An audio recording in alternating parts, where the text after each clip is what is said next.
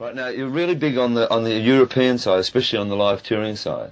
Can you tell us a bit about the European market as far as AC/DC are concerned? The European market, they're really quite strange over there. There are a lot of freaks over there. You know, they're sort of not punk, and they're not terribly young. I was about to say you might feel at home if there are a lot of freaks going on. Sorry. Oh, you find a few on the street after the show in the gutter. Right. But they're sort of. Oh, it's really hard to say. But they're more. Are they an emotional audience freak, or what? Yeah, emotional. Ready to rock, you know? Probably more so than the rest of the world. You Yeah. know? They're crazy because, like, European bands don't play rock music, and if they do play it, they don't play it well. You know, so the only rock they get is from England, America, and now Australia. Right, now let's look at 4 countries, right? You've got the USA, which you're about to leave for and do an extensive touring side. You've got the European market, you've got the British market, and you've got the Australian market. Does the band change at all, or you just play the same thing for every market and use the same approach? Exactly the same, yeah. There's no need to change. I mean, we're what we are. Yeah. And we ain't going to change for nobody. You know? Yeah. So it's just... But it doesn't... Like, you could put them all in one room and you couldn't tell one from the next. Like, they're just the same the world over, you know. Well, what do you think will be the next single in Australia? Let There Be Rock? Isn't it there yet? Isn't that the single? I don't know, is it? No. Well, it's certainly not out at the moment. Hang on. A voice from heaven says, yes. A voice from Let There Be heaven? Rock. Right. Now, what about an album? We recorded an album last time we were back there. As yet, it's not finished. We've got a few things. We've thought about it and changed a few things. There's a live album probably coming out soon. It's taken from concerts in Glasgow, My Music Bowl. There was one recorded in Fort Lauderdale in Florida. But there's about 4 in all, you know.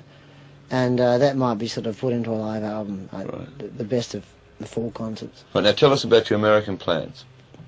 Yeah, we're going back there in a couple of weeks to tour with Kiss, supporting Kiss, and a band called Rush. You mightn't have heard of out there. No. You know? And we're doing about 12 dates with those bands, and a few of our own, and some co-headlining with a band called UFO. Right. I've heard of them. You know UFO? Yeah, right. Now, just on the Kiss tour, right? Have you seen Kiss perform yet, live? Yeah, I saw them in London last year. Yeah. Yeah. Well, quite spectacular. Yeah, well, I mean, there's going to be an amazing contrast between yourselves and obviously Kiss. Both very visual. Well, yeah. See, the guy that what's his name? Tell me the bass player's name from Kiss. I don't know. No? Coral, tell me the bass player's name from Kiss. He's a popular guy, isn't he? Coral? He came along to our show or one of our shows in the Whiskey in Hollywood to see us play, you know. And he come up to us and said, "Look, I dig your band, and we're touring in December, and we'd like you to tour with us." You know. And they played to 80,000 people. Yeah, right. I mean, they're huge. So the show should be quite amazing. Now, are you, on the songwriting side, have you written many songs of late? I mean, the band and yourself, or? Well, we haven't written. Like, while we're touring, you're sort of compiling all your ideas and things you rip off from here and there around the countryside, like, you know. And I've got pages of stuff, and out of it might come, 3 or 4 good ideas for songs. Yeah. Thanks. Make it 33-1. Right, with all that's happening, I mean, have you had much chance to group yourself to write many songs over the last, say, 3 or 4 months? No, we did about 10 last time back in Australia.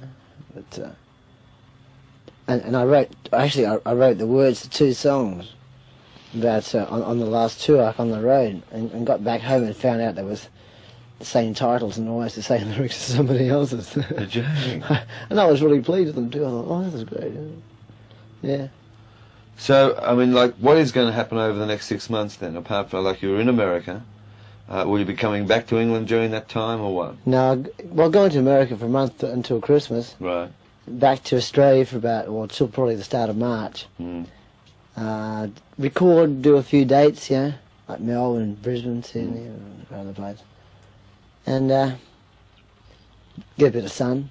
Be nice for a change. And how's Angus going? How did Angus go over with? I mean, like this time last year, the papers were going crazy, and you know, talking about this great little guitarist that's got so full of energy. How did he go in America? Oh, they couldn't believe him in America. Yeah. No. I like the Americans are mad. Anything new, they really go crazy for it, you know. And although like only the rich people over there can afford to send their kids to schools where they have uniforms, it's like the novelty of it was just overwhelmed them, and the energy the band puts out, they couldn't believe it, you know. Because the band's getting more, you know, just Now, more. how many and more gigs did rocky. you do in America? About 28. And how did you go? Oh yeah, excellent. Yeah, did a few blow-offs here and there. Yeah. It's good. And how did the music press over there? You know, did you read any reviews or anything? Yeah, like that? many good reviews. Yeah. I don't think I read one bad one actually. You know. Yeah.